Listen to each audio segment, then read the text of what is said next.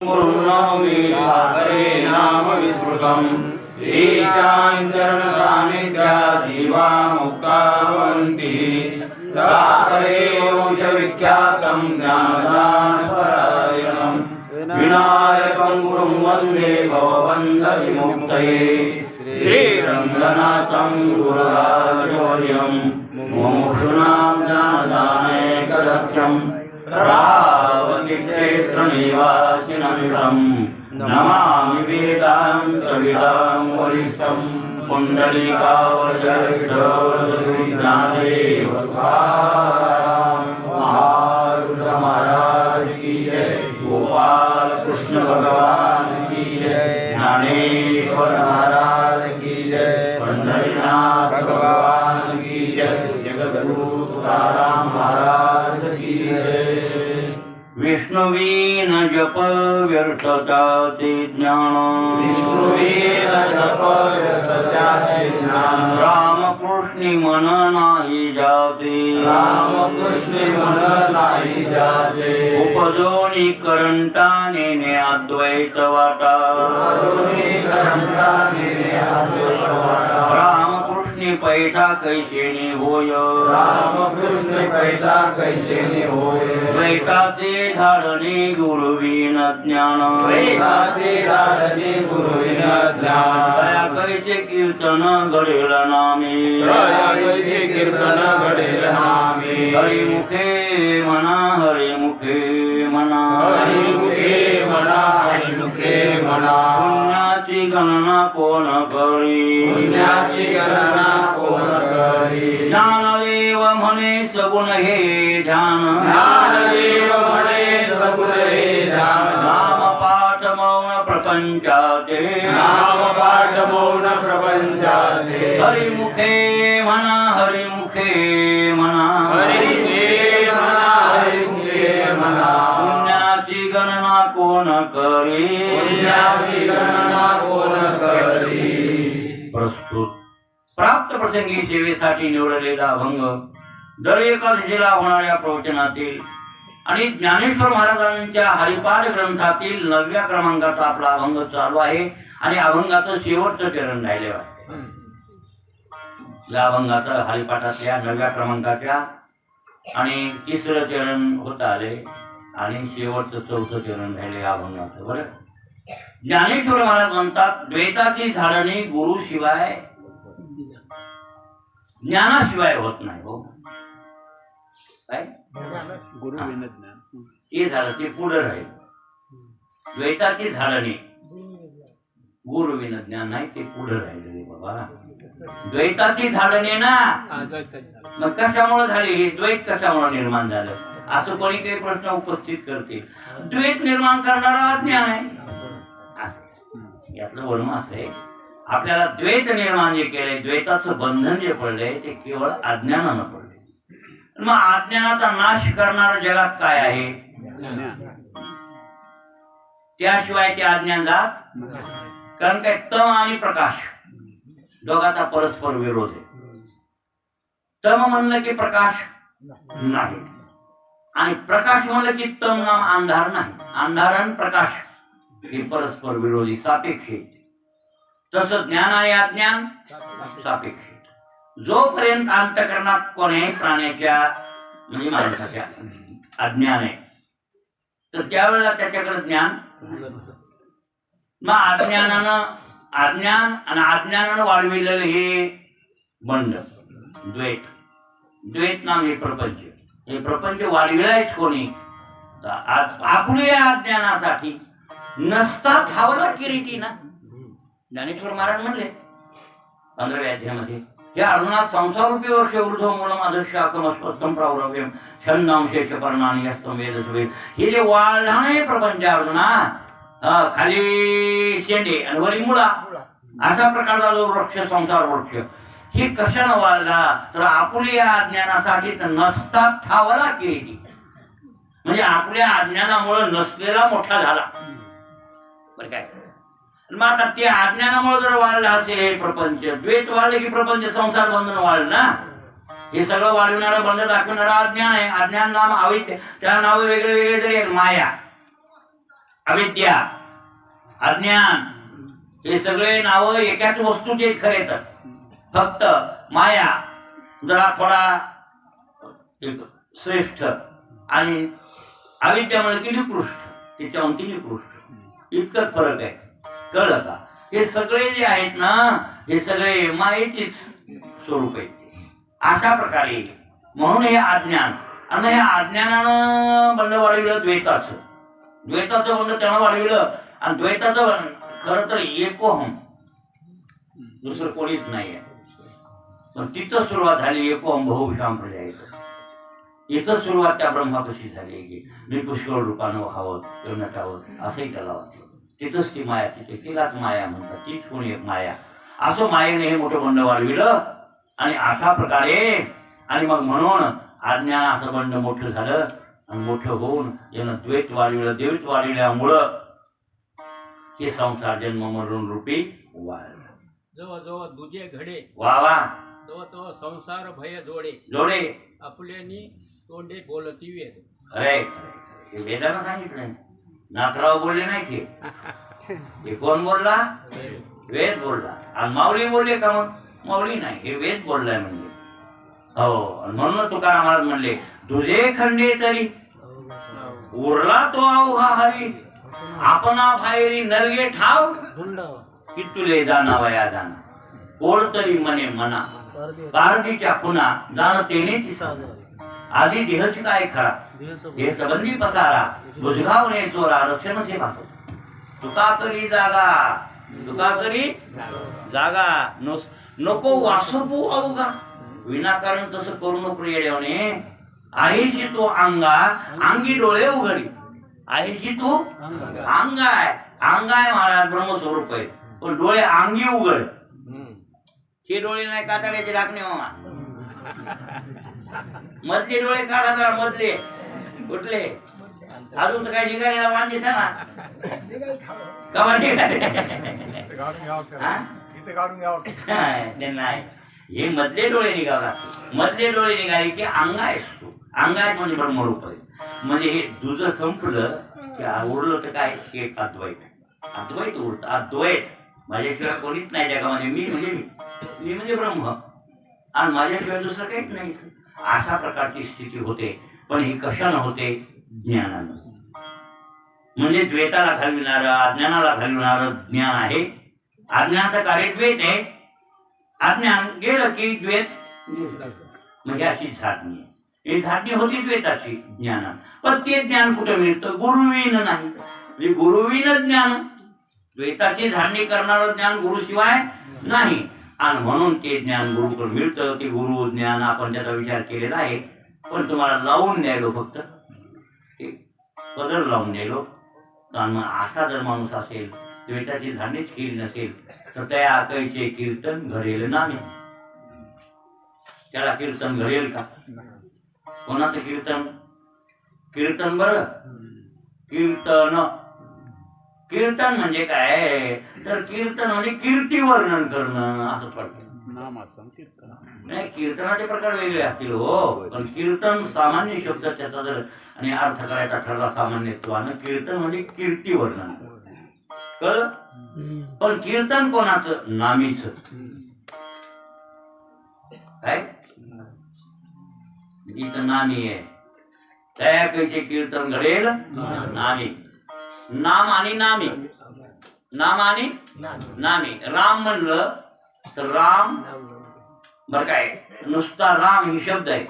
पण राम रामीला सोडून राहत नाही.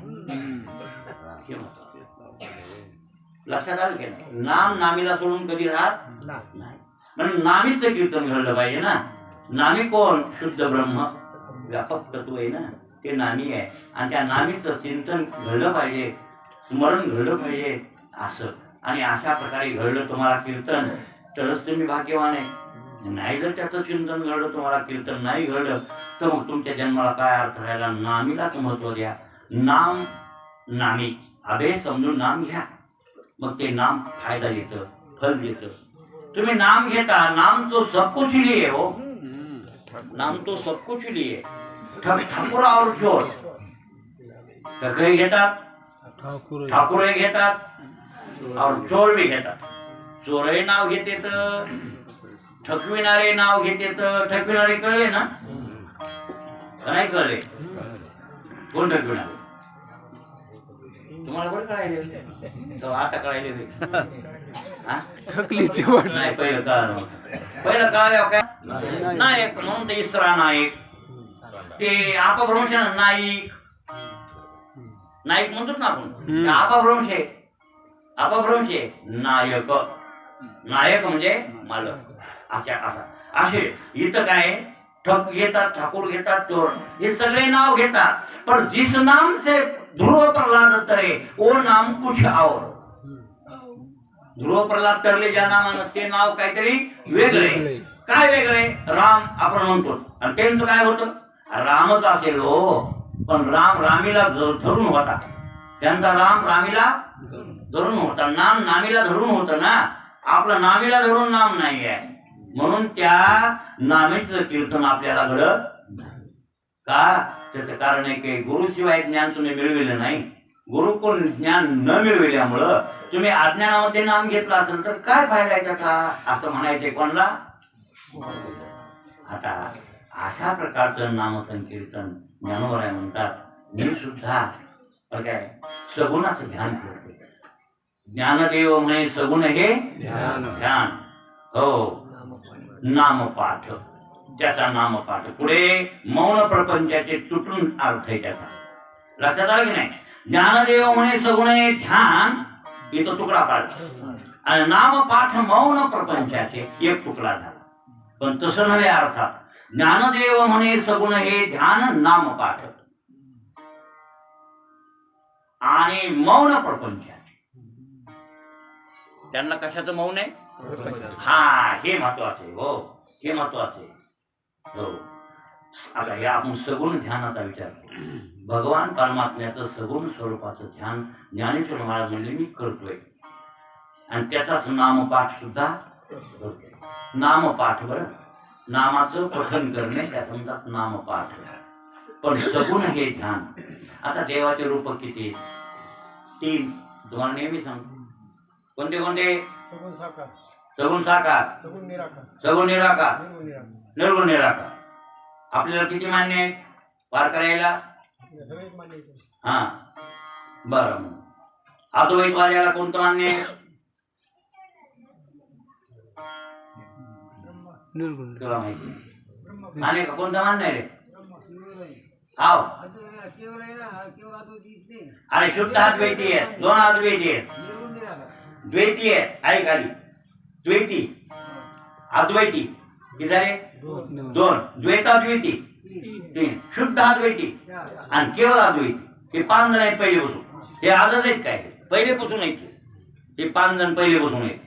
किती म्हणलो मग इथं मी कळला म्हणलो द्वैतवाद्या अद्वैतवाद्याला म्हणलो शुद्ध अद्वैतवाद्याला बोललो नाही केवळ अद्वैतवाद्याला बोललो नाही मी केवळ अद्वैताचं बोललो नाही बरं इथं मी म्हणायलो कळलं का ऐक ना द्वैतवादी अद्वैतवादी द्वैताद्वैतवादी शुद्ध अद्वैतवादी केवळ अद्वैतवादी म्हणायलो ना त्यापैकी अद्वैतवाद्याला कोणतं मान्य रूप देवाचे पासपोर्ट इतकं पाहिजे होतं मला.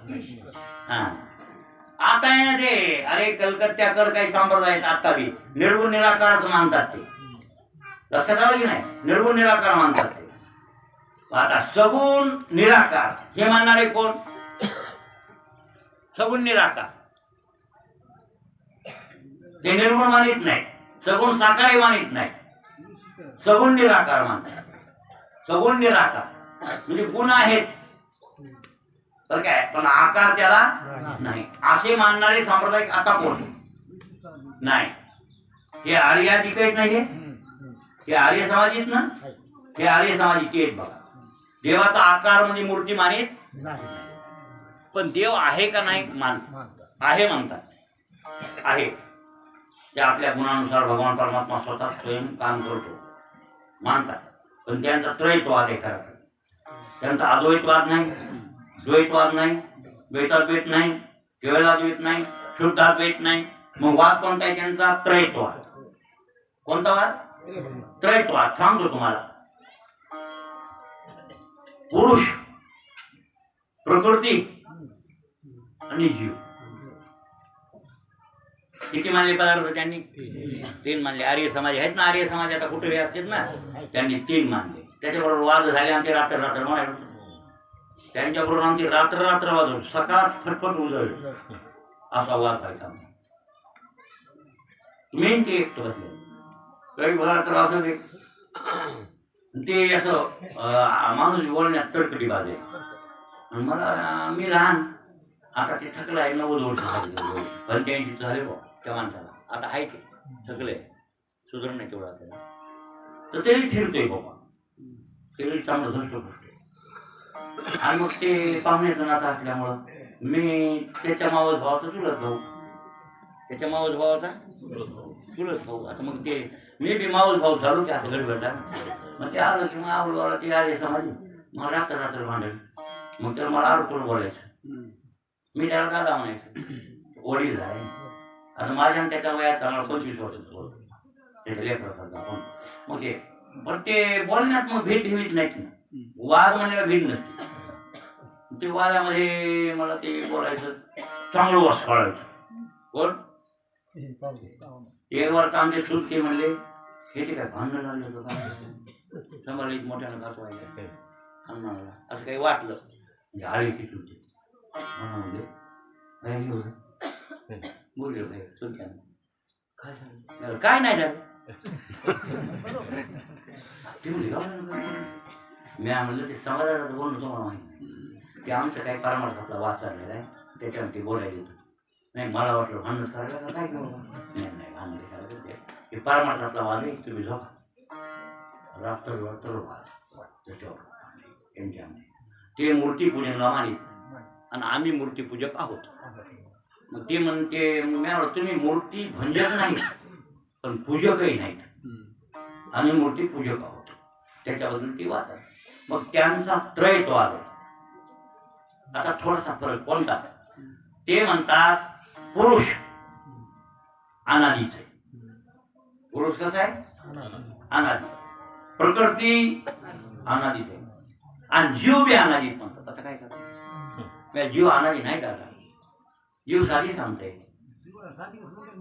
काय काय गेले कुठं अनादी. थांब थांब थांब, हे अंतकरण केव्हाच आहे? अरे हे प्रभाव रूपानं मानता येईल, प्रभाव रूपानं मान. तसे 7 पदार्थ अनादी आहेत, तसे 7 पदार्थ संसार अनादी मानला ना. संसारात काही घटक जीव आहे, मग संसार अनादी आम्ही मानला, प्रभाव रूपानं मानलाय, प्रभाव रूपानं मानलाय. आणि प्रभाव रूपानं अरे बाबा अनादी वस्तूची जर सत्य वस्तू आहे तर मग ती ज्ञान झाल्याच्या नंतर का नष्ट होती? नष्ट व्हायला पाहिजे ना संसार. मग याचा अर्थ ती नाहीच म्हणायचं. तुमच्या दृष्टिकोनातून जरी असली तरी ज्ञात्याच्या दृष्टिकोनातून कुठे ती मग ते नाहीच. कळलं? महाराज आता ते जीव अनादी बरं असू द्या. ते म्हणतात प्रकृती आज्ञे, पुरुष सर्वज्ञ आणि जीव अल्पज्ञ. हे बोलणं त्यांचं बरोबर आहे, हे बोलणं. पण त्याची मूर्ती होत नाही म्हणून कोणाची नाही ना, त्या देवाची. जे भगवान परमात्मा कसा आहे सगुण निराकार, त्याला आकार नाही, त्याची मूर्ती होऊ शकत नाही. म्हणून मूर्तीच्या पाया पडायची गरज. असा त्याचा तंटा, असा वाद. पण तुकाराम मला छडे वळले ना, हा आणि सर्वभूती देव नाही होय रीता नाही ठाव, तो प्रतिमात्र देव कैसा नव्हे. नाही भाव तया सांगावे ती किती. महाराजांना फवारी सांगलं त्या लोकांना. तवारी होती हे आरी समाधी होती काय की तुकारामाच्या काळात बी. हे आता काय ते येणं सुरू केलं आहे ते संप्रदाय. कोणी आर्य समाज संप्रदाय कोणी केलाय? दयानंद सरस्वती. मग दयानंद सरस्वती कालच्या काळातले काय जुने नाही, पण त्यांच्या अगोदर बी असले लोक होते होते असल्याशिवाय नाही. महाराज उगत म्हणले नाही. महाराज काय म्हणले कळलं का? सर्वभूती देव, हा रिता नाही ठाव. मग ठेव रिकामा ठिकाण जर रिकामा नसेल तर प्रतिमा तो देव काय सांगावे सांगा. मग हे दगड आम्ही उभा केला ह्याच्यात देव नाही का? कोणी विचारले? हे कोणी विचारलं? सर्व ठिकाणी व्यापक आहे, तो त्याला मान्य आहे ना. तो परमात्मा कसा एका जागावर का कुठे एका पण गावावर नाही म्हणले, ते सर्व ठिकाणी म्हणतात ना. की मग सर्व ठिकाणी म्हणल्यावर दगडात नाही का, असं कसं बोलायचं? त्याच्यात बी आहे. मग प्रतिमा तो देव कैसा नव्हे, म्हणजे मूर्ती देव नाही असं कसं म्हणतात? नाही भाव तया सांगावे ती किती, ह्याच्यात भावच नाही. पण ह्या मूर्ख आहेत, याला किती बोलून सांगावं आम्ही? बरोबर आहे रे. तुकाराम महाराज भांडू लागले, काय म्हणले? हा, तुका म्हणे आम्ही भाव केला बळी आणि न कळता खरी दुसरीला देव. त्या खळायनं आमचा भाव कळला नाही, कोणला? खळायला, त्या मूर्खायला. म्हणून आमच्या देवाला हे दोष लावले, असं म्हणणं कोणा झालं? बरोबर आहे महाराज. देव आमच्या भावात नाही होईल. हा, आमच्या भावात देव होईल. शिळा दया देव, हा, शिळा दया देव, हो, तैसा फळे त्याचा भाव. हो, देव असतच वागा. पण देव कुठं? खरा तर देवच भावात आहे. देव आहे का? आहे म्हणणाऱ्याला आहे, आणि नाही म्हणणाऱ्याला नाही. चला बोल, नाही. तुम्हाला नाही का? नाही, काहीच बोलायचं. म्हणून ते म्हणले न काष्टे विदिते देव न पाशाने न मृण्मये भावही विदिते देव तस्मात भावही कारण. शास्त्रकारला असं सांगावं लागलं, लाकडा देव नाही बरं काय. न काष्टे, नाम लाकडे, लाकडा देव नाही.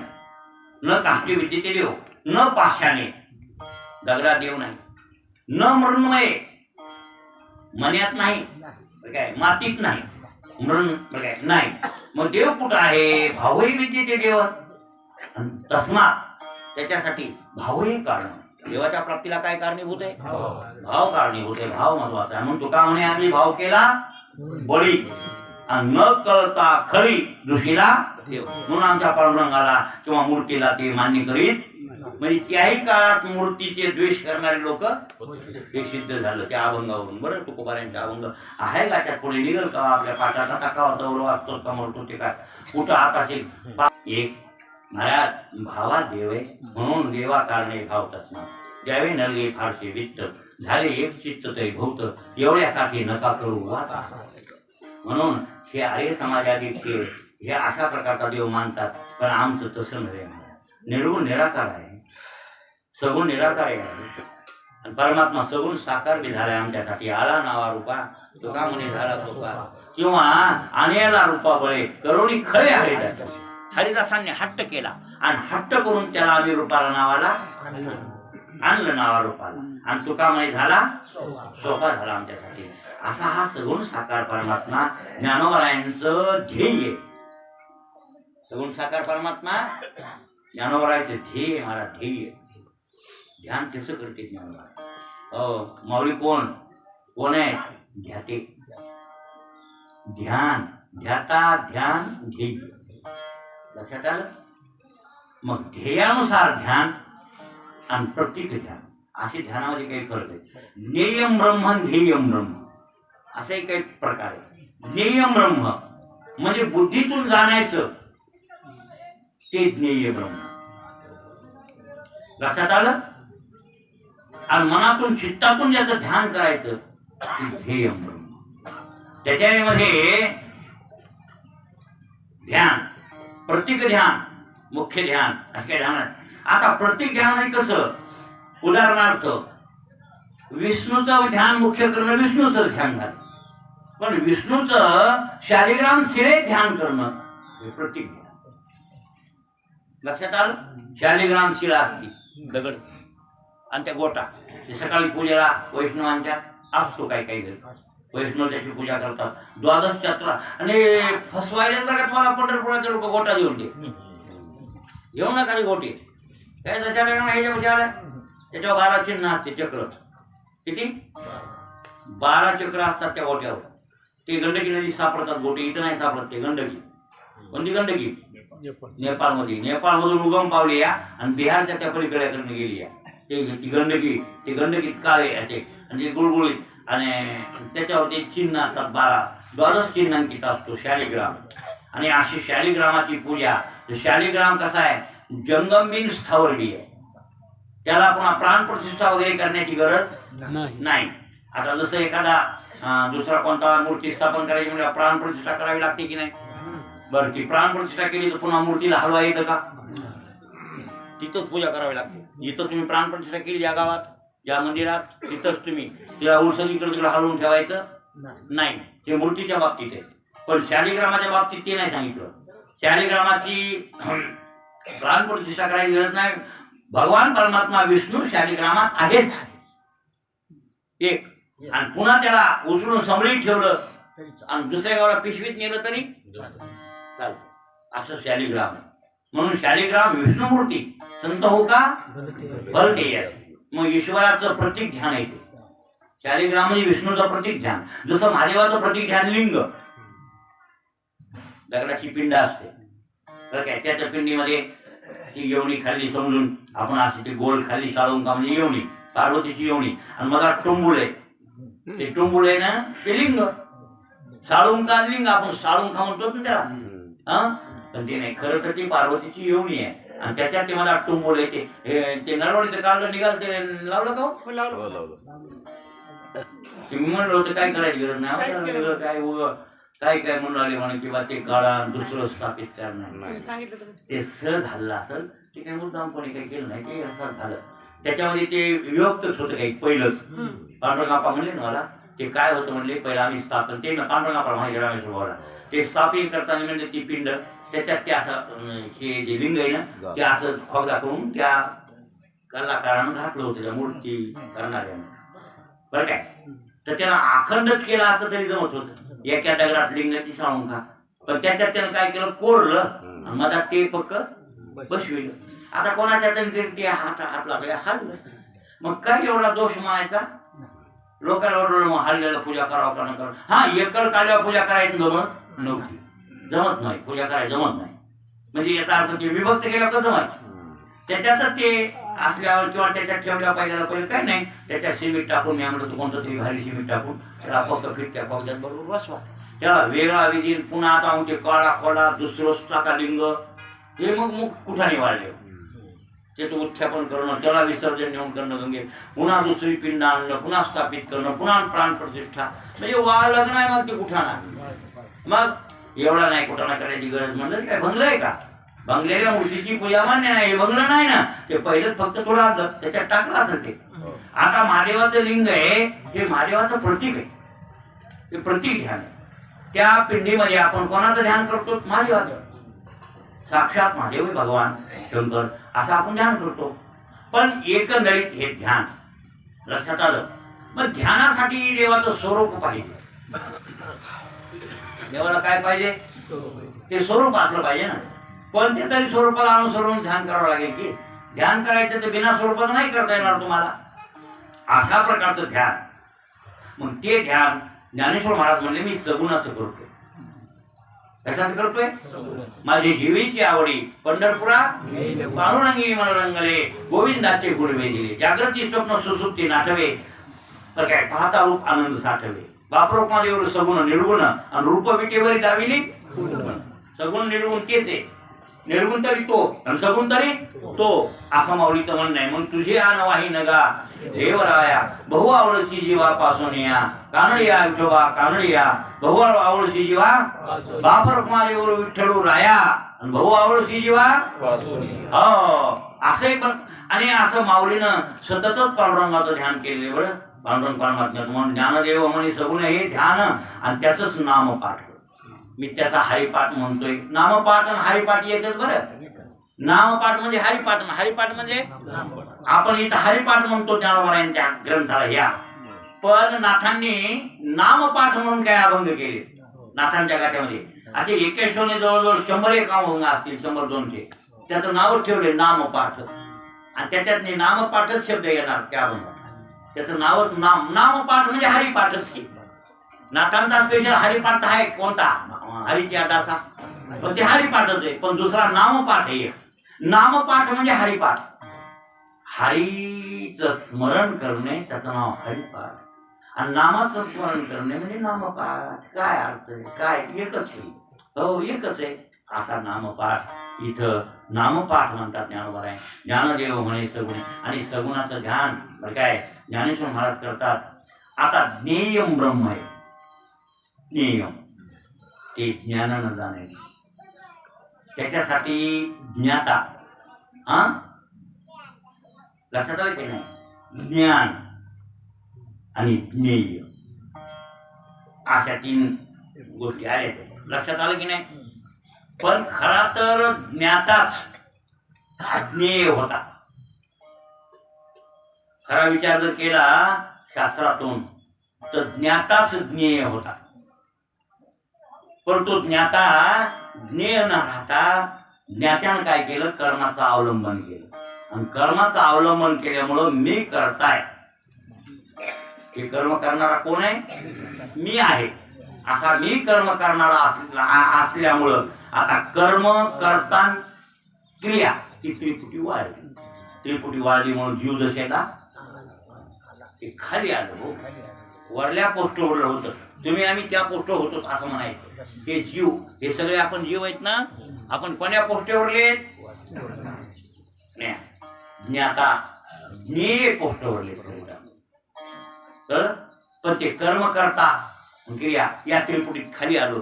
आणि मग खाली आल्यामुळं त्याचे फळ, त्या कर्माचे फळ त्या जीवाला भोगायला. त्याच्याबद्दल ज्ञानेश्वर महाराज मोठे बोलले बरं काय. मला वाटते सुंदर असं ज्ञानेश्वरीचं 18व्या अध्यायाचं चिंतन आहे ना. ते कोणता अध्याय आहे माहिती? अहो 8वा अध्याय. 8व्या अध्याय म्हणजे सुंदर वर्णन आले. एक पहा म्हणले, ती झाली कशी गमत. त्यांनी दृष्टांत येऊन आणि सिद्धांताला आणलं. हे शुद्ध ब्रह्म असणार पण खाली जीव जसेला आलं. हो, कसं आलं त्याबद्दल ते म्हणले, एक राजा चालला होता. राजा कोण चालला होता? राजा. त्याच्या संग चतुर्थ प्रकारचं सैन्य होतं. हातीस्वार, घोडेस्वार, रथस्वार आणि पायदळी कदाचित असे सैनिक 4 प्रकारचे चाललेले राजा चाललेला आहे. ते पुढच्या गावात कोण्या तरी गावाला जायचे, त्याची काही मोहीम असेल. चला ते पुढे पुढे एका गावावर काहीतरी यात्रा होती, कोणती तरी यात्रा. आणि यात्रेच्या निमित्तानं त्या गावात त्यांनी कुस्त्याचा हे ठेवला होता. कुस्त्या म्हणजे जंगी कुस्त्या. असे म्हणले जंगी कुस्त्याचा कार्यक्रम पुन्हा नंतर होईल. किती, सकाळी 9 ते संध्याकाळी 4 वाजेपर्यंत असं जंगी कुस्त्याचा जंगी. आता ते जंगी कुस्त्याचा कार्यक्रम त्या गावा यात्रेच्या निमित्तानं संबंधानं होता. तिथून राजा चालला. पण राजा पहिला जवानपणीतला पहिला माणूस होता, म्हणजे कुस्ती खेळण्याचा शौकीन होता. असा होता म्हणजे सोकडवाई. आणि आज तर पहिला शोक असो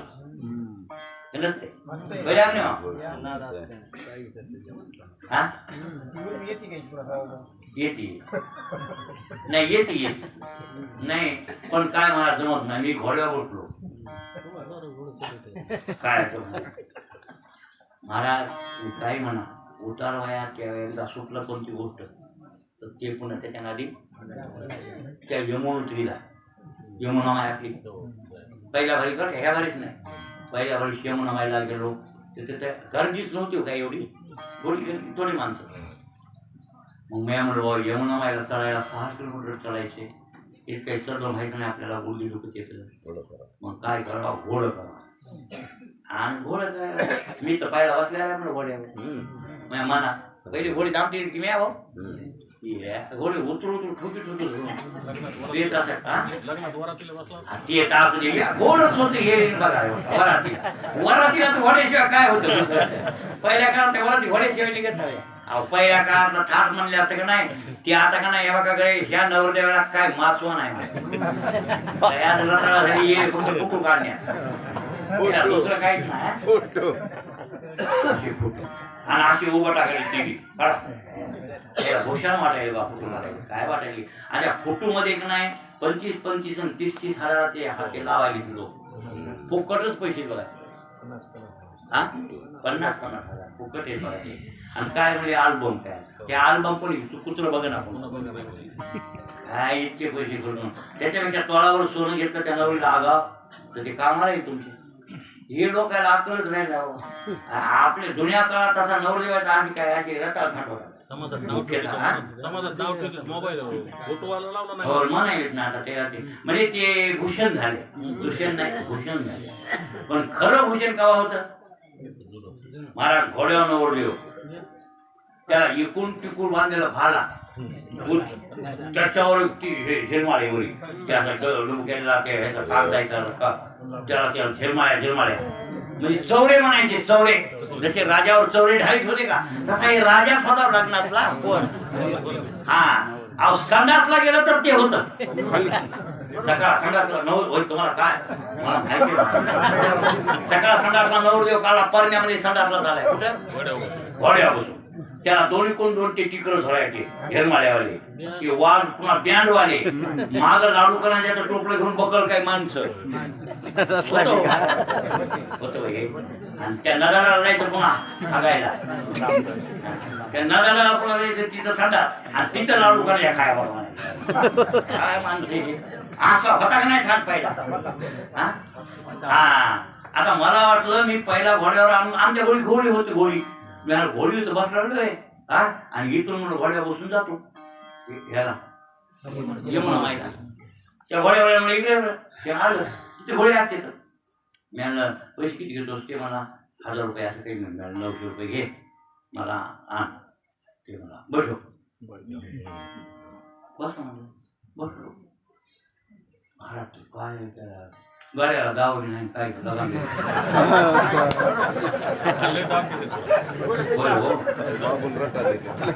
मला बसलो म्हणलं मी पटकून बसलो धरलो त्या घुसुटीला त्याच्या केसाला.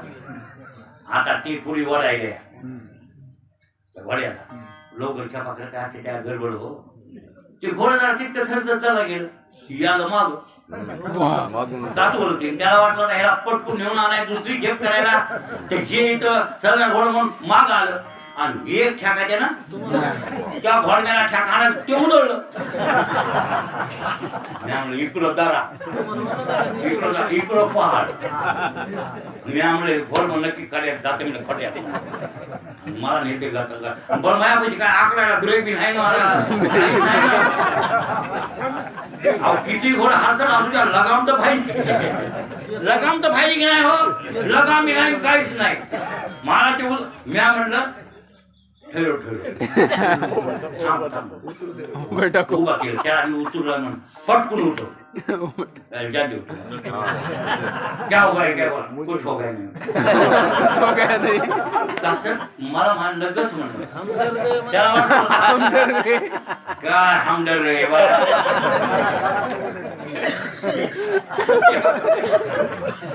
नको ते पहिलं केलं ते जमलं आता जमणार लगाम बी आता तुम्हाला जमत नव्हतं. माझे घोड बघायचे तिकडे ऐकते मला काही घटना झाली होत. अरे बाबा पण ते पहिला नाद लागलेला आपल्याला वाटतं या मी तर हे पहिलं केलेले आता जमत नाही तुला पहिला नाही आता जमते का आता मारतात कुरकुल या नियम होते का हा पहिले झालं कसं झालं नाही ते आणखी राहिले यम विचारणार आहे तुम्हाला यम पुरी किती कुरकुल्या मारले असतो नाही विचारणार होय. अरे पाप ते पाप आणि पुण्य ते हे लक्षात ठेवा. जमानावे असते तुम्ही समजूच नका. पाप जाते असं कोण म्हणलं जमानावे. हा मुक्त झाल्यावर काय राहत नाही. काय झाल्यावर मुक्त. त्याचं कारण आहे की ते ज्ञानाग्नी सर्व कर्माना भस्मसात करू. ज्ञानाचा अग्नी लागला की संचित कर्म जळून जाते. जळते संचित आई धर्म. पण कवा मुक्त झाले जोपर्यंत तुम्ही मुक्त होत नाही तोपर्यंत पाप ते पाप आणि पुण्य ते एककडे त्याच्याकडे खाते चित्रगुप्ताकडे खाते एकूण जमा एकूण नावे. आणि ते आधी पापाचा फळ भोगायचे का पुण्याचं फळ भोगायचे पुण्यवानाला विचारता येऊन आपल्या सगळ्याला ते विचारितच नाही. आपल्याला काही विचारित नाही. फक्त चित्रगुप्ताला विचारणार चित्रगुप्तोजी हे सभा ढाकणे आलाय याचं कर्म काढा खात काढा. मग ते खात निघालं त्या सुवा ढाकण्यानं जवानपणी इतक्या कुरकुळ्या मारल्या तिथं टिपल्या नाही खरं इतका असं केलं. बर पुन्हा इतक्या पंक्ती पुन्हा त्यानं मंदिर आली म्हणे ही मग आता दमीची बाजू आणि ही नावेची बाजू. आता ह्याला पहिलं झडती द्यायला आठवा. हा आदित्यच बरं आहे. आणि पुण्याचं पुन्हा पुण्याचं फळ मिळत. त्याचं बी फळ आहे आणि याचं बी फळ आहे. आणि मुक्त झालेत का कोणतंच फळ नाही. मग गरज नाही काही, अजिबात नाही. मुक्ताला काहीच नाही, पुण्याचंही फळ नाही पापाचंही. ते मुक्त होण्यासाठी जन्म तुम्हाला पण कळणार. आपलं चाललंय की राजा चाललाय दुसऱ्या गावाला, पण ते शौकीन होता कुस्तीचा आणि 2 पैलवान कुस्ती खेळू लागले. त्याच्यातला एक पैलवान जरा कच्चा होता त्या गावातला. बक्षीस ठेवलेलं 1 नंबर 2 नंबर 3 नंबर. 1 नंबरची कुस्ती झाली तर इतकं बक्षीस. आता ते राजा चालला. राजाचा एक पैलवान कच्चा दिसल्यावर राजा म्हणला हे कच्चा पैलवान आहे, हे जमेन इथं खाई होतो मी. मग बघत होतो ही गमत. लगेच निरोप सांगितला डायरेक्ट राजे साहेब आमचे चालेत म्हणा. त्याला कुस्ती खेळायचा शोक आहे, ते पहिली खेळायला येतं. ते दुसरा पैलवान कच्चा आहे, त्या पक्क्या पैलवान संघ राजाला घाला म्हणा.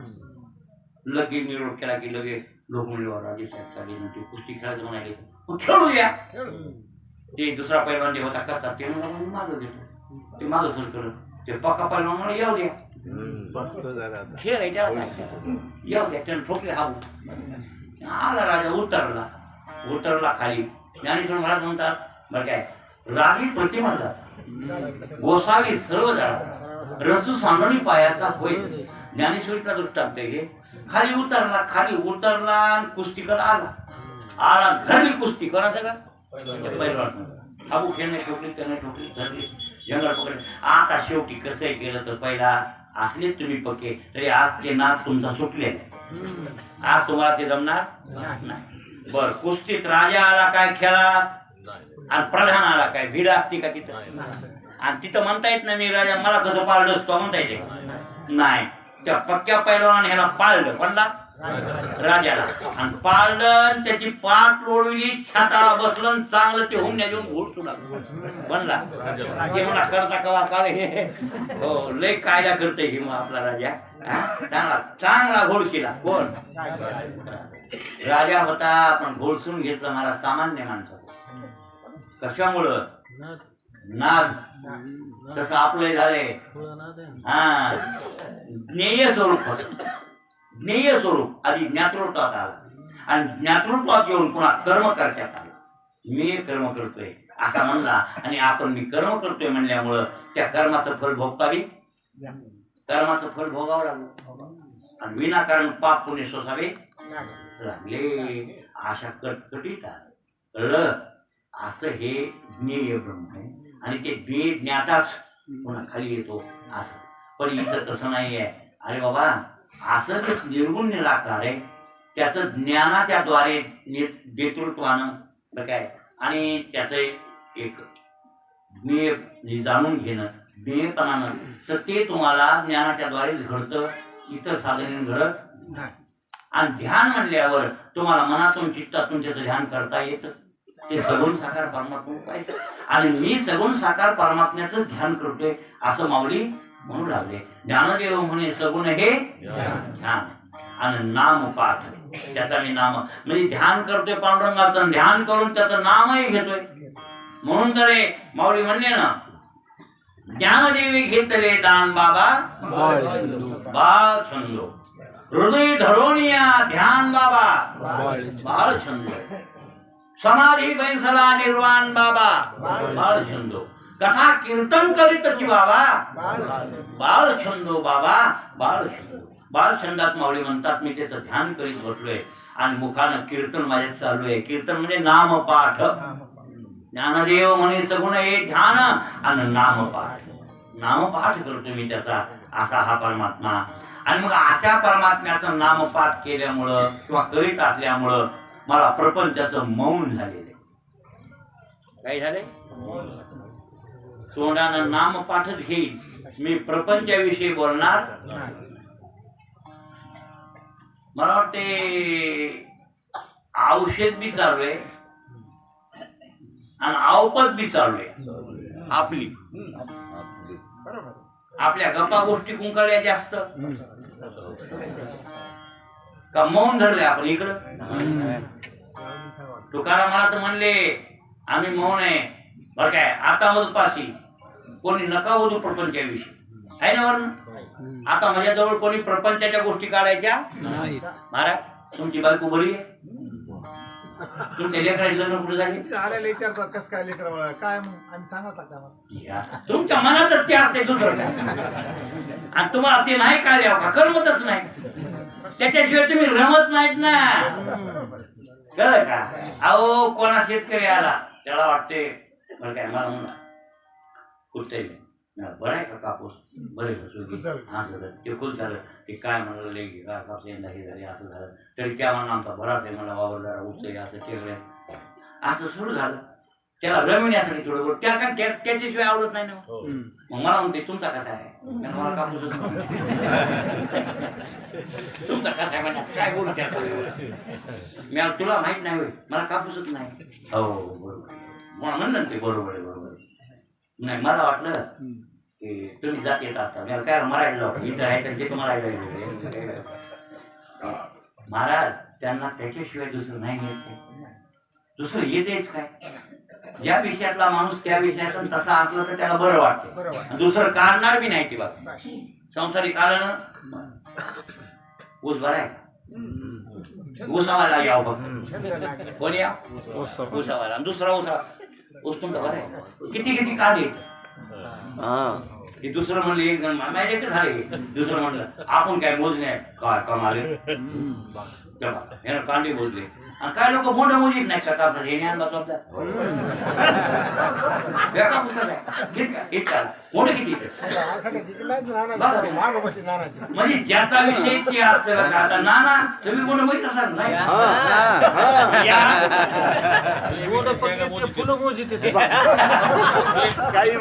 अहो खरंय तुमच्यातली जी काय ताकद उर्मी होती यंदा ती उर्मी पावसानं गमवी नाही तर तुम्ही शेंगा मोजचे शेंगा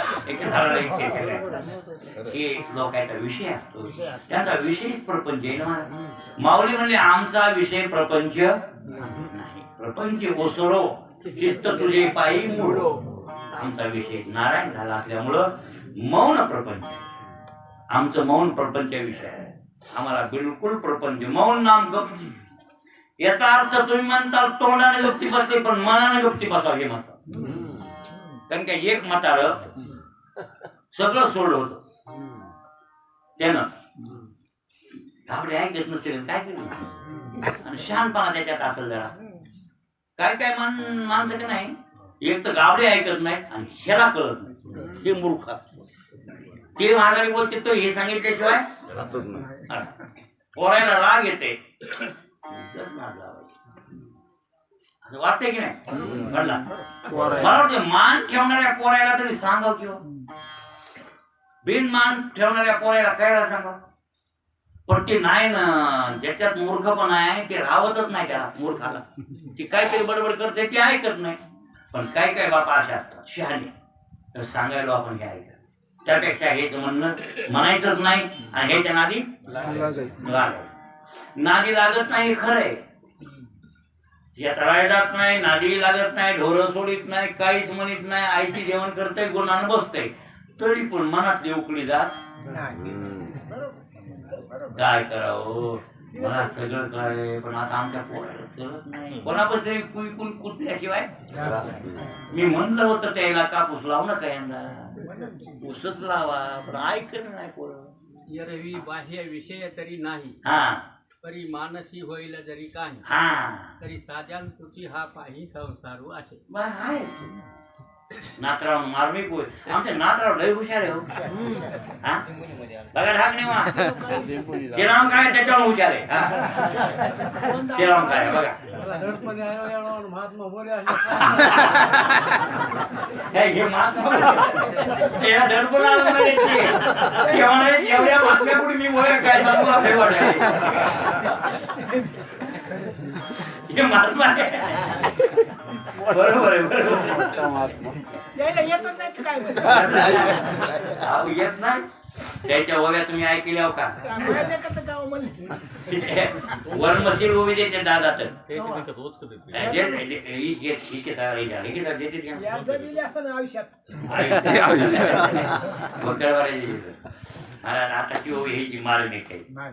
मग तोंडानं गपची बसलं नाही माधवराव, खरा संसार सुटला नाही. नुसता थोबाळून गेलाय पण मनात आहे माया पोरायचं वाटोळ झालं, यंदा सुगीत गेली, उसत लावायला पाहिजे होता, काहीच नाही, असं त्याला नोकरी लागाव, अमुकण टमुकण हाऊस मनात वाटणं, हे आणखीन काय झाला संसार. तोंडात नाही हो हे, पण मनात. पण खरं तर मौनच पाहिजे. इथं मौन शब्दाचा अर्थ वाचिक मौन नाही चालले, मानसिक मौन बोलले. मौनाचे प्रकार वाचिक, कायिक, मानसिक. शरीर गपची बसविणे हे कायिक मौन, वाचा गपची बसविणे वाचिक मौन. हे दोन्ही महत्वाचे आहेत, त्याच्याबद्दल नाही चाललं. पण याच्यापेक्षा महत्वाचं ते की मानसिक मौन. कोणतं मौन? मनात दुसरं ध्यान करायचं, दुसरं चिंतन येऊ द्यायचं नाही. पोराचं बरं झालं का वाटलं झालं काय काहीच नाही, शेती लावली काही ऐकली काही नाही, रस्त्यात नाही विषय आला पाहिजे. त्यावेळेला प्रपंचाचं मौन झालं असं म्हणू शकता. उग तोंडाने गपची बसले म्हातारा पुन्हा लोकांपेक्षा कुठाले हळू का असं झालं काय होत तसंच झालं म्हणजे ह्याचं मन बसू द्याय ना. तर संसार सुटलाय का? काय उपयोग नाही त्या म्हाताऱ्याचा. फक्त इतकंच आहे व्यवहारातला शहाणा, जे फालतू पोराच्या नादी लागून बडबड करून त्याच्या संग भांडणतंडे करते, विरोध करते. आपला म्हातारा मूर्ख, या मूर्ख म्हाताऱ्यापेक्षा हे म्हातारा बरा. काही म्हणित नाही आपलं बसते आणि उग आपल्या सोबत्यापाशी जिव्हाळ्याच्या सोबत्यापाशी कुठते अजून म्हणते म्हणू नका कोणता म्हणते कशाला तो कोणापाशी म्हणतात तर त्याच्या कानावर त्याला वाईट वाटत, आपण कशाला काय म्हणायचे.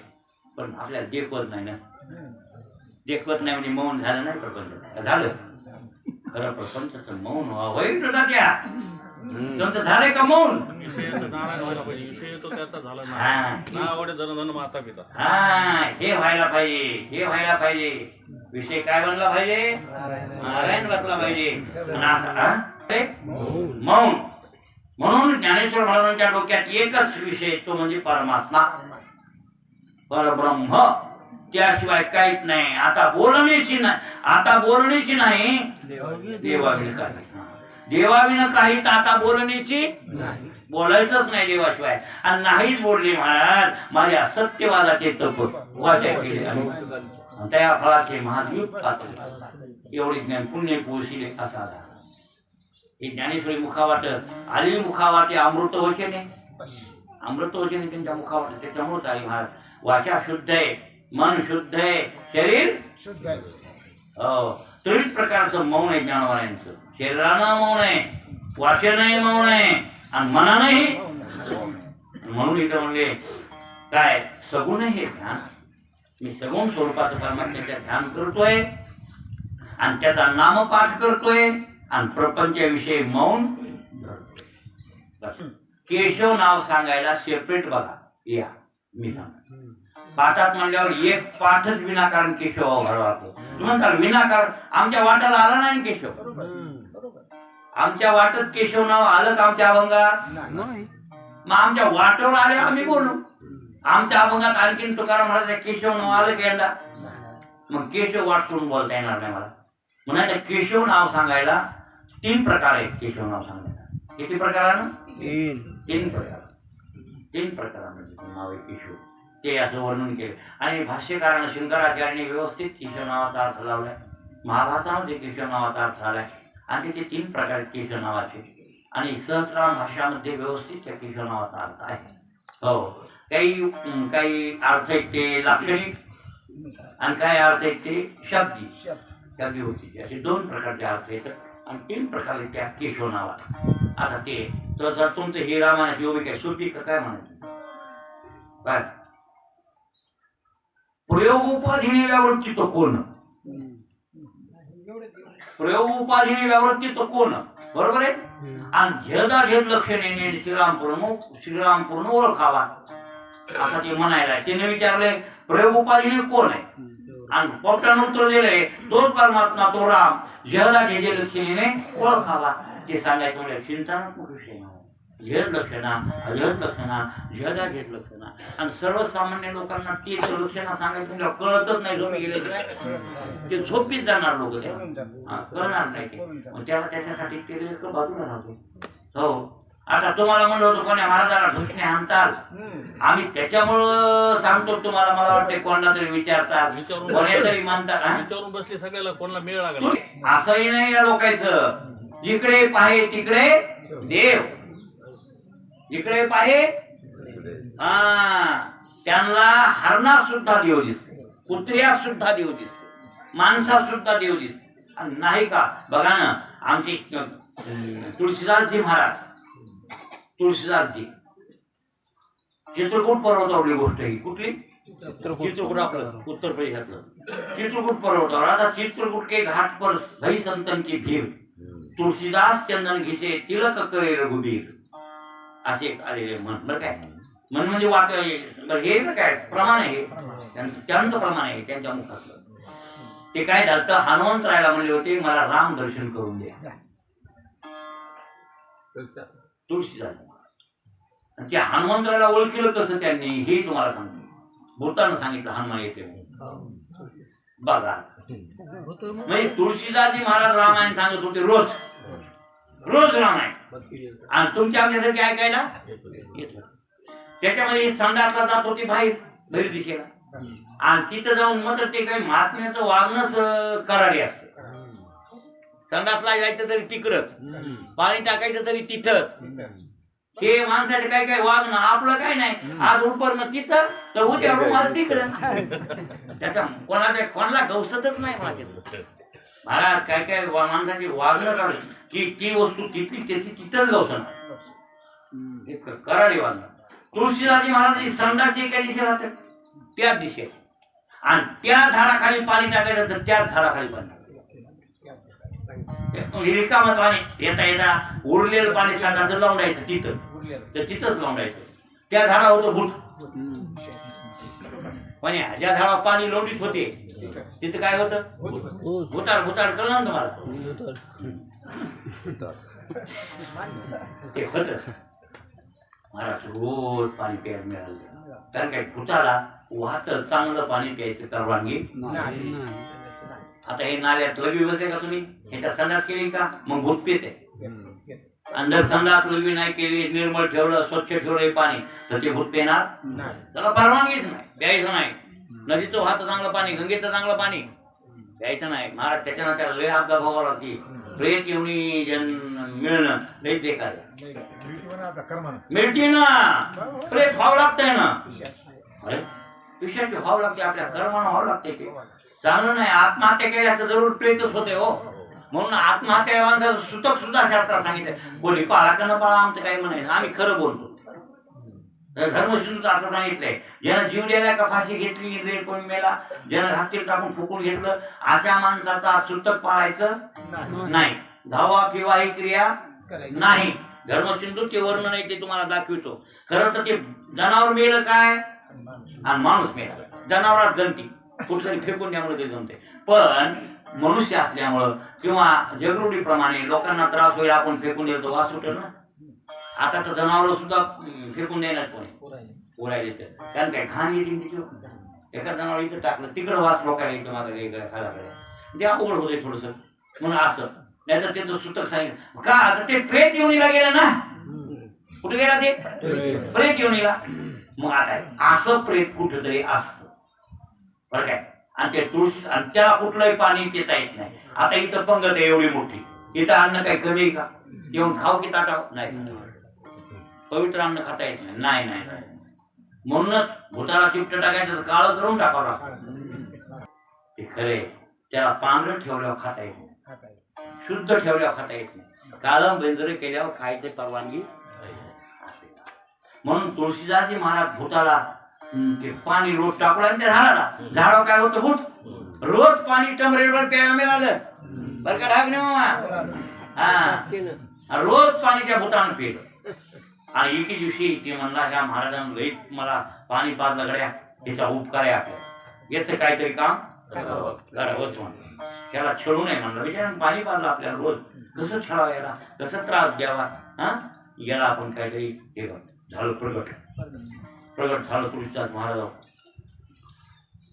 महाराज बोलाय त्याला रूप कोणते धरता येतात ना त्या प्रेताला.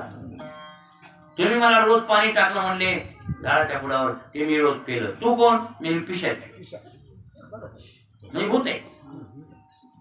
बोला काय पाहिजे ते मागा, मी प्रसन्न आहे. रोज मला पाणी मिळालं तुमचं संडासचं टाकलेलं घाण, म्हणजे संडासचं पाणी म्हणजे घाण पाणी, ते अपवित्र मला मी प्यायला मिळालं आणि म्हणून मी तृप्त झालोय. आता तुम्हाला काय मागायचे ते मागा. तुळशीदासजी महाराज म्हणजे काय नाही रे बाबा, मी रामायण रोज सांगतोय पण आणखीन रामाचं दर्शन नाही. मला रामाचं तेवढं दर्शन तू करून. भूत म्हणला तेवढं नाव घेऊच नका मला, मला भेव वाटायला, मला भेव वाटायला म्हणला. ते मागं सरकू लागलं. कोण भूताला रामाचं भेव वाटतं का? नामाचं सुद्धा भेव वाटते. ते नाम घेतलं की माझं हातभर सरकलं, माझं सरकलं. ते मला नावच करू नका. ते म्हणजे मला दुसरा विषयच नाही तर मी नाव करू नका. अरे माझा विषयच राम आहे. मला पाहिजे कोण? रामाशिवाय दुसरा कोणी नाही. मला दुसरं काय, तू काय देणार? काही देतो मला पण ते मला राम पाहिजे. ते म्हणलं महाराज माझा उपकार खूप झालाय, तुम्हाला राम दर्शन होईल तर मी ऐका एक करावं, अटकल करा. काय? हनुमंताला विचारा आणि त्याला म्हणावं रामदर्शन मला करून दे. ते म्हणजे हनुमान कावा दर्शन होईल, त्याचं दर्शन झालंच पाहिजे ना. ते म्हणजे तुमच्या पोतीला रोज येत आहे, त्याला रामायण ऐकायचा नाद आहे. कोणला? हनुमानाला. आणि हनुमान काय करतंय? रोज पोतीला तुमचं रामायण सुरू व्हायच्या अगोदर येते आणि रामायण सुटल्या कसा ओळखू बकर माणसं येते. ते म्हणजे काय नाही, सगळ्याच्या अगोदर येते एक म्हातार काठी टेकीत टेकीत म्हातार, आणि सगळ्याच्या मागून एक म्हातार काठी टेकीत टेकीत ते हनुमान. एवढं सांगतो बाबा, आपला उपकार तुमचं झालाय बघा. ते तुमचं ते म्हणलं चंपट झालं. कोण? तुळशीदासजी महाराजाच्या ध्यानाचं बसला की मारुती खरंच तो सगळ्याच्या अगोदर एक म्हातारा आलं. तो लई ध्यास, त्या रामकथेचा ध्यास होता पडला. बाबा तुमचं रामायण लई चांगलं वाटतंय. कोण म्हणायचा? तुमच्यासारखा सांगणारा असावं रामायण मला ऐकायला. असो माणसाच्या वेशात बोलत होत होते रोज. कोण? मारुती. आणि यायला कळायचं नाही, यायला कोणतरी स्रोत आहे गावातला. महाराज पहिली आज आणि सगळं झाल्यावर म्हातारा नाही का लग्गी गेली तुळशीदास महाराज. थांबा थांबा थांबा थांबा, मला पाया पडू द्या. बाबा तुम्ही महाराज आहेत, मी कोण? श्रोता गरीब माणूस उगा ऐकतोय तुमच्यासारख्याच, आणि माझ्या पाया तुम्ही कसं पडता? तुमच्यात पडाय पाहिजे म्हणायला इथे. सांगू नका म्हणजे सांगू. तुम्ही मारुती मला दर्शन द्या, पाया पडू द्या, आणि तुम्ही रूप प्रगट करा. मी आता सोडणार. महाराज म्हाताऱ्याचा हात धरला कोणी? तुळशीदास. त्यानं विचार केला याला कोणीतरी पक्क गिऱ्हाईक. ते म्हणजे मारुती म्हणले तुला कोणी सांगितलं आम्ही मारुती म्हणते म्हणून झाला माणूस. ते म्हणजे मला भूतानं म्हणजे आमचे पोते भूताईकडे भूतान ओळख केला म्हणजे पक्क झालं. साक्षात दर्शन कोणी? हनुमान भेटला का राम भेटला? बोलायचंच नाही. हनुमान भेटला का राम त्याच्या सांगितलं मारुतीरायानं तुला राम दर्शन पाहिजे ना बाबा तुळशीदासा, मी हनुमान आहे, रोज रामायण ऐकाय येतोय. तुला भूतानं सांगितलं ते खरं बी आहे. मला रामकथेचा नाद आहे आणि तू तुझ्यासारखा वक्ता कोणी नाही का? तू वाल्मिकाचा अवतार आहेस ना, वाल्मिक ऋषीस तू, म्हणून मला बोलला, म्हणून मी ऐकतो. ठीक आहे, तुला रामदर्शन जरूर होईल. चित्रकूट पर्वत पण या चित्रकूट पर्वत लगेच चंपट झाली की रामाला सांगितलं कवाय चित्रकूटावर येईल. कोण? भक्त तुळशीदास तुमचा सेवक आहे, त्याचं मी रामायण ऐकलंय, मला सेवा घडली रामायणाची, त्याच्यामुळं त्याच्यासाठी तुम्ही त्याला दर्शन द्या. आणि ऐका, तो म्हणेल ते तर आहे महापुरुष महाराज. महात्म्याचं देवाला ऐकावं लागते, तर मोडताच येत नाही महात्म्याचं. येऊ द्या. आले तुळशीदास महाराज चित्रकूटावर मुद्दाम राम दर्शनाला.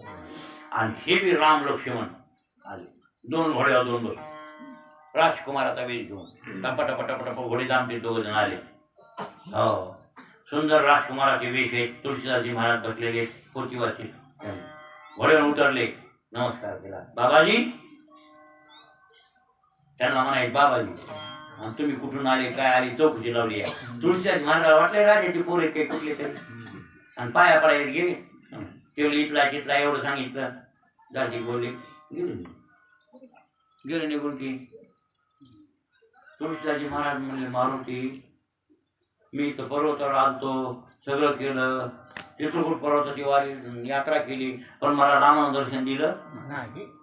पुन्हा हनुमंतराय म्हणले, रामा त्याला दर्शन, ते म्हणजे ते वळकीना झालाय. त्याला मी तरी काय करू, सांगवले बायको नाही, त्यानं मला ओळखवत लागलं. ते म्हणले, देवा एवढं ओळखायला बुद्धी लागते, कोणाचा मोबाईल देणं, तर ते आता एक बार त्याला दर्शन द्या मला ऐक, असं सांगितलं तुळशीदासजी महाराजांना. कोणी येतो हनुमंतरायनं.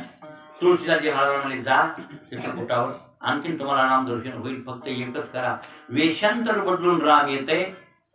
जसं मी वेशांतर बदलून पोती ऐकत होतो, तसा राम बी वेशांतर करून तुमच्याकडे येईल, पण जरा वळखा, जरा थोडा तिथं दिमाग तुम्ही लावा, आपलं डोकं चालवा. ते म्हणजे बोलत आला हो, एक आंघोळ झाली आहे, त्या मंदाकिनी नदी दिलं आहे ना, तुम्ही मंदाकिनी आंघोळ्या केल्या ना, आंघोळ केली, मस्त आसन टाकले तुळशीदासजी महाराजांना असं बसायला, पुढे पोती ठेवली, चवरून थोडं आपलं, त्याच्यावर आपली पोती घेतली रामायण, आणि चालू आहे आता ध्यान जाणं होणार. त्याच्या अगोदर गंध लावला. देवाची पूजा, पोतीची पूजा, कशाची पूजा करण्याच्या अगोदर काय करावं लागते, आपण गंध लावावं लागते. तुम्हाला म्हणून पहिला काय महत्वाचा आहे, मग तुम्हाला त्या दिवशी प्रमाण सांगितलं, न गंध लावता हे सगळे क्रिया व्यर्थ जाते. स्नाने जाणे तसे होमे देवता पितृ कर्मच तर सर्व निष्फलम यांती लल्लाटे तिल्लकम विना, तर सर्व निष्फलम यांती लल्लाटे तिल्लकम विना. म्हणून तुळशीदासजी महाराजांना हे रामायण वाचायच्या अगोदर सगळ्या अगोदर काय केलं, गंधगुळ घेतले हातावर, अशी उघडू लागली. आईवा दोन पोर पायानं दोन, की पुढचा पोरगा राम, एक पोर लक्ष्मण आहे. किती काय ओळखू आले. बाबाजी, तुळशीदासजी महाराज विचारू लागले, क्या कर हे, ते म्हणले तिलक. हमको लगा ते, कोण म्हणाले पोरग पुढचं. तुळशीदासजी महाराज म्हणले, लावतो. असा गण घेतला, त्या पोराला ते रामच होता. तुळशीदास महाराज लक्षात आलं आहे का, तुळशीदास महाराज लक्षात आलं हे राम. हा काय म्हणजे तुळशीदास महाराज वर्णन आहे बरं. चित्रकूट के घाट पर भई संतन की भीड़, तुळशीदास चंदन घिसे तिलक करे रघुबीर. हिंदी भाषा रघुबीर आहे, वीर नाही बरं, रघुबीर महाराज येणं गण लावला रामाने. वा वा वा महाराज. आणि हनुमंतरायने सांगितलं होतं काही करा दर्शन. तुळशीदासजी महाराज म्हणले, काय शोभिवंत दिसते भगवान, तू देव तर रामच प्रगटच. अरे म्हणजे हनुमानामुळे तुला दर्शन द्यावं, राम भेटला. तुळशीदासजी महाराजाला रामाचं दर्शन झालं महाराज. असे तुळशीदासजी महाराज आहेत, रामाचं दर्शन त्यांना झालं. इतकंच नाही, रामपूर म्हणून सांगितलं, तुळशीदास मी सगळ्या ठिकाणी व्यापक आहे रे, मी सगळ्या ठिकाणी. महाराज तुम्हाला हरण आलं, चित्रकूटावर गेलते आणि हरण आलं पळत तिकडून, पारदार दामटीत आलं हरण आलं, माग पारधी हरण पुढे पुढे. हारणारा सुद्धा या का काय भूती झाली समता, किंवा तुकाराम महाराज म्हणले ना, अवघे भूती साम्य आली काही देखील नाही होती. की चिमण्या उडाल्या तर माझ्या अंगा बसाव्या वाटल्या कोणला. तसं तुळशीदासजी महाराजाला सुद्धा सर्व भूत हृदय माझी अवस्था झाली. हरण टिकून पडलं आणि आल्यावर पारण्याच्या दाट्यानं हरण म्हणलं, मला वाचवीन ते महात्मा. कोणाला वाटलं की आपला हे आपल्याला रक्षण करणार आहे. जसं माई कशी पिढू येते का, तसं हरण आलं इथं आलं, लपलं पराबती आलं. थर थर का पाहिजे कोण बघायला, त्याला वाचा नाही. तुळशीदासजी महाराजांना पाठवून हात फिरवू कोणाच्या हो, आणि चुंबन घेतलं. काय गोड दिसतोस रामा, पण लावून लागले.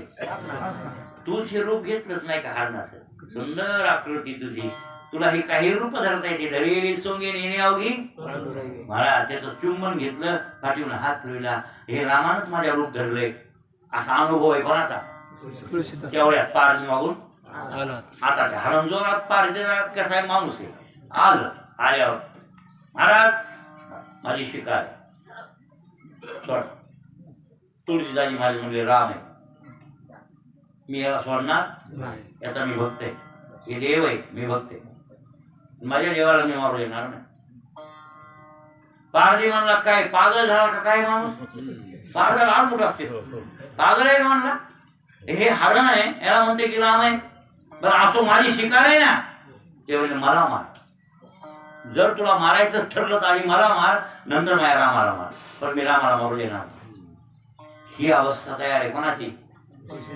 हा आणि असं भगवान परमात्मा सगळ्या ठिकाणी आणि आहे असं ओळखणं सुद्धा काय हे एक भगवंताचं एक प्रकारचं ध्यानच होतंय असं ध्यान राम साधूच्या भेटी हो राम साधूच्या दृष्टी हो. राम साधूच्या गाठी सज्जन भेटे राम भेटे आपल्याला सर्वांगती राम दिसते आणि अशा रामाचं सगुण साकार रूपामध्ये ते ध्यान करतात हारणाला राम म्हणले की नाही ते जास्त बोलणे नको मग काय ज्ञानदेव म्हणे सगुण हे ध्यान आणि तुला काय त्याचाच नाम पाठ आहे आणि मग माझ्या प्रपंचाचं काय धरलंय मग प्रपंचातला हरण दिसलं नाही किंवा हरणाला हरण म्हणले नाही देवच म्हणे म्हणजे बरं काय प्रपंचाविषयी बोलायचंच नाही आता प्रपंच नाही आहे मग काय न झाला प्रपंच आहे परब्रह्म अहम सोहम ब्रह्म आकळले न झाला त्याचं मौनच धरलंय आम्ही एकंदरीत अभंग संपला